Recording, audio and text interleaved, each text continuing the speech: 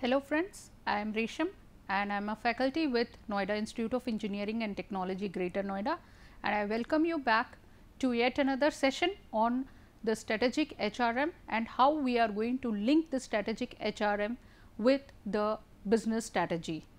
So, let us see what are the objectives of today's session. So, we are going to see what are the essential elements of SHRM, what are the steps that are required in order to follow the SHRM process, and how are we going to link the HR practices to the business strategies. And now, let us see what are the key elements of SHRM. So, when we talk about strategic HRM, we are talking about the transformation of the employees within the organization as well as the HR staff. And we are also going to focus on how the transformation happens in the organizational structure and how the next the factors that are going to be helpful for the enhancing of administrative efficiency is also focused. So, quickly, how is the organization or the HR team going to focus on when it comes to strategic HRM? The most important people who are going to implement the SHRM are the workforce or the HR team that is there, and how committed are they towards the implementation of SHRM. When we talk about organization, we all understand that if the objectives are framed by the organization and there is a specific strategy that they want to follow, the first and foremost people who are going to implement it is the HR team itself. So, all the employees of the HR team need to be clear about what they are going to follow and how are they going to implement those changes. So, change management, strategic planning and team building are the focus areas that the HR staff need to focus on. And apart from that, the organizational unit needs to be restructured in case, then the strategic HRM focuses on how are these restructuring going to happen and how are they going to implement the change in the organization. What are the various positions that will be newly identified or which needs to be created in the organization in order to restructure? What are the skills that are required for those new roles and what type of employees will be able to handle those kind of new areas? Whether the employees who are existing in the organization, can they be restructured, I mean they can be repositioned in the organization, and whether the structure that is being followed is relevant to the HR function of the organization. Say for example, if an organization is in a mindset of restructuring, then it becomes very important for the HR department to identify whether they have to have a central HR team or whether they are going to have a decentralized HR team. Again, it depends totally on what type of business the organization is into and what is more relevant for that kind of an organization. So, there are companies, say for example, if we talk about IT giant like TCS, they have got a central HR team. Apart from that, every job location or the facility has got their own individual HR team which caters to the requirement of that particular job location.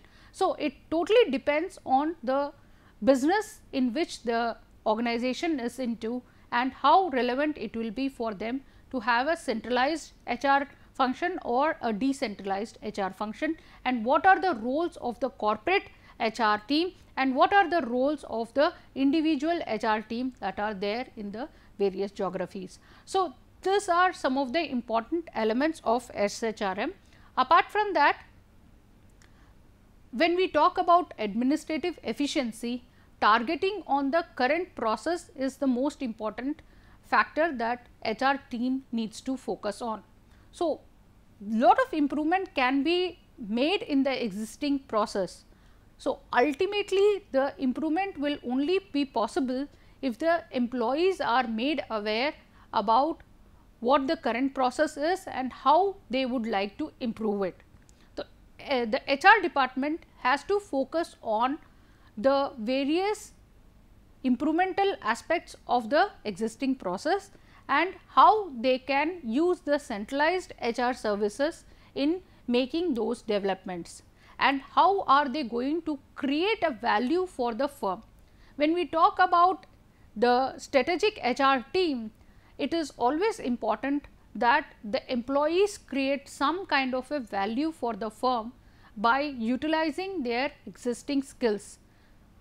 The HR team need to identify what are the skill sets of the existing workforce and is there any competitive advantage that the employees are having right now that can create value for the firm in any possible manner.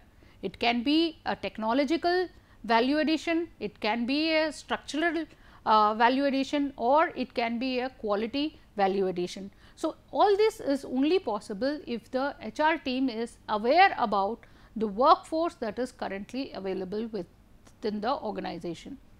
Apart from that, the HR team also need to work towards integrating the strategic planning process into the day-to-day activity of the employees.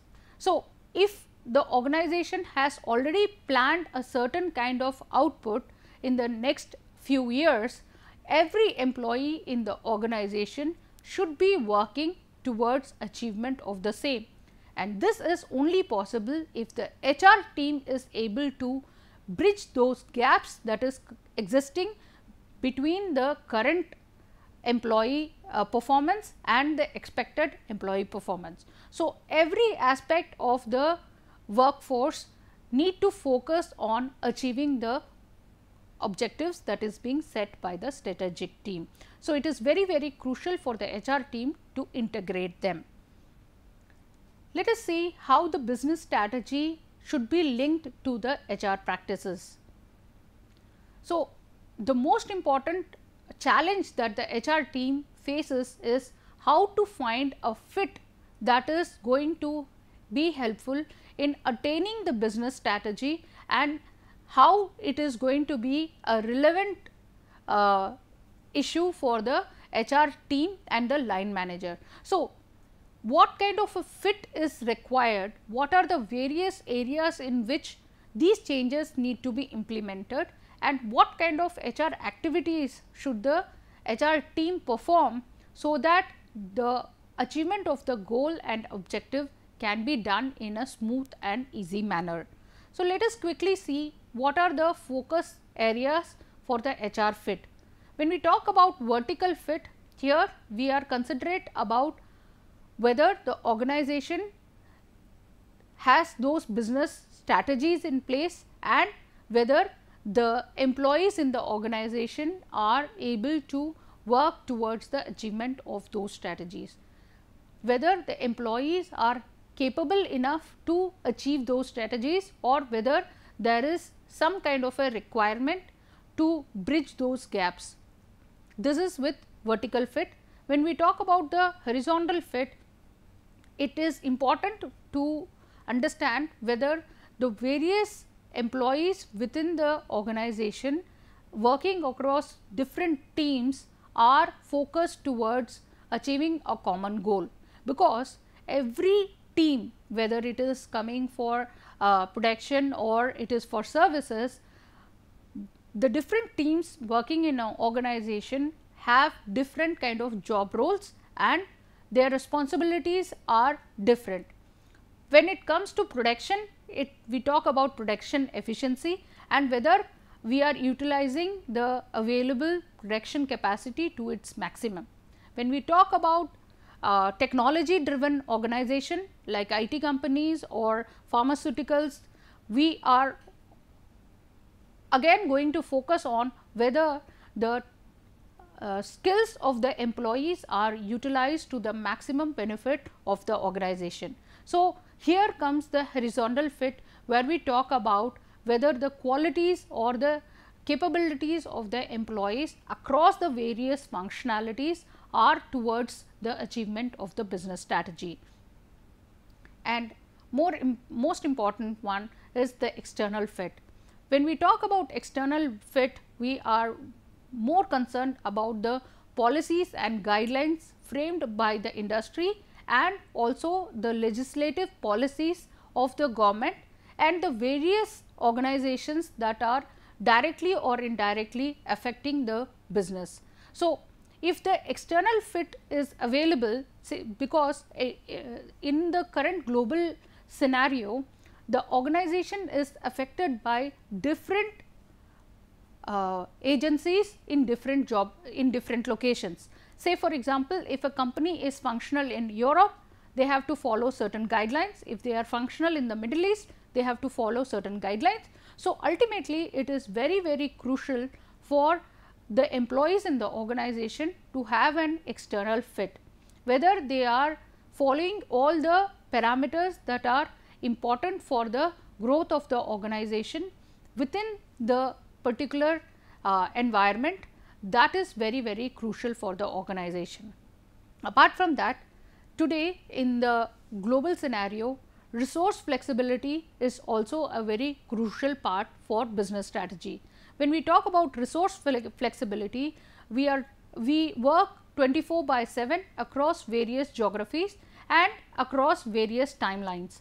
So, it is very important that the organization utilizes the entire resources that are available and how flexibly are they able to use those resources. Say for example, if we talk about also outsourcing firms, there are the same organization facility is being used across 3 to 4 different time zones, and 2 to 3 team of people work with the same available infrastructure across the 24 hours of the day. So, there should be a flexibility, and the HR practices should be such that it should be able to use those resources that are available in the organization.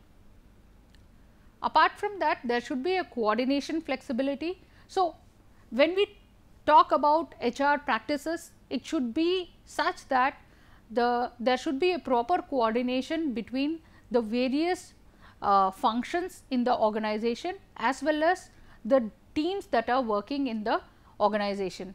When we talk about employees in a IT company, we will always see that there are employees who are having specific skills, and they will be always utilized for various projects on different time zones. So, it is very important that the HR practices should be such that the employees within the organization feel it comfortable to coordinate with the various team leaders and also with various project managers. So, when we talk about IT companies, the available resources need to be utilized efficiently amongst the various projects, and how good are they able to coordinate with each other, and whether there is a flexibility of utilizing the common resources and by the various teams. So, these are some of the important areas that links the HR practices with the business strategy. So, in the upcoming session, we will take a case for a particular company and see how the linking of the HR practices are towards the achievement of the business strategy. So, quickly let us see what are the process involved in strategic HRM. So, the first and foremost process is scanning the environment. When we talk about environment, it is both the internal as well as the external environment that is affecting a particular business area.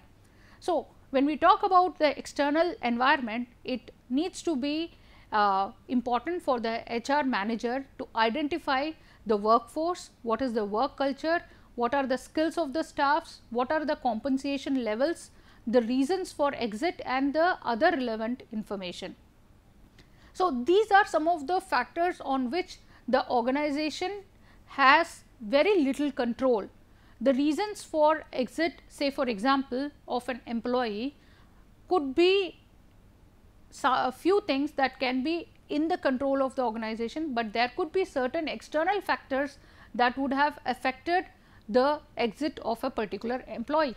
So, the organization need to identify based on the various data or information available within the organization to identify the reasons for exit. If we talk about this, HR analytics is playing a major role in identifying the various factors that may affect the environment of the organization. Talking about the internal environment, here we talk about the cultural changes, the hierarchy or the business process, the SWOT analysis and the industrial relations that are there in the organization. So, what kind of a culture is prevalent in the organization that will impact directly on the achievement of the strategic goals. The next important stage in human resource management is identifying the sources of competitive advantage. Every organization has to identify what are the core areas or the core competencies of the workforce and what is that makes the company have a competitive advantage in terms of its presence in the market. How better are they when compared to their competitor companies. So, it is very important to identify what parameters brings us to be a better company when compared to the competitors. So, certain parameters include product quality, customer services, brand positioning and delivery of the product or the service. So, these are some of the parameters which should be identified and how good are our employees in delivering this. If we create some kind of a quality amongst the employees or skills among the employees through training programs, that will enrich their skills and this will be used for making a better quality product or making a better brand positioning that will help in the development of the organization. Coming to the next stage in the process of SHRM, we need to identify what are the HRM strategies that needs to be followed. So, the most important strategy that any organization should do is learning as socialization. When there are lots of companies who have a learning portal within their organization, we term it as LMS or the learning management system portal that is available. So, the training courses are made available amongst the employees through this LMS portal and they follow various methods in which the employees can be trained across the various geographies in one go. So, there are various gaming methods that are also used in order to train the new employees. Say for example, if we talk about IT companies like Infosys or TCS, they follow a stipulated time frame for training the employees and the new employees are trained in a very productive manner within a given time frame. This is possible by creating a learning environment through socialization and they ensure that every employee follows certain rules and values of the organization during their training phase itself. So, unless and otherwise the employees do not follow the training process, they are not able to rise up in the organization. So, every employee is given a set of training program and if the employee is able to complete that, that is when he or she becomes eligible for a certain kind of job role. So, this is how an organization designs its training program. The next important thing is how good the employees are aware about the learning opportunities and the career development that are available in an organization. So, many of the organization for example, follow a tie-up with any of the leading universities or educational institution for the employees to take benefit out of it and have a career development. again I would like to talk about the collaboration of Wipro with some of the leading universities of the country for giving MBA programs for their employees, so that the employee can rise high in the career graph. So, these are some of the methods that are used by the organization. And when we talk about engineering, here we focus more on how to create and develop communities amongst the employees, and how we can utilize the social networking in making the employees to learn better. So, ultimately the networks within the organization and outside the organization can be utilized for the development of the employees, all the more in some of the areas like technology based areas, or even in some of the skill based areas. So, when we talk about the empowerment of informal learning amongst the employees, there are various areas in which there is a provision for learning, and there are employees who have been working with a particular kind of technology for a period of say 10 or 15 years. When there is a change in the technology, it becomes very crucial for the employee to upgrade himself or upskill himself in order to fit with the current requirement. So, employees need to have a learning environment in order to facilitate learning and development. So, the new process has to be designed in such a way that the employees get more opportunity to upskill themselves or upgrade themselves in their current technology.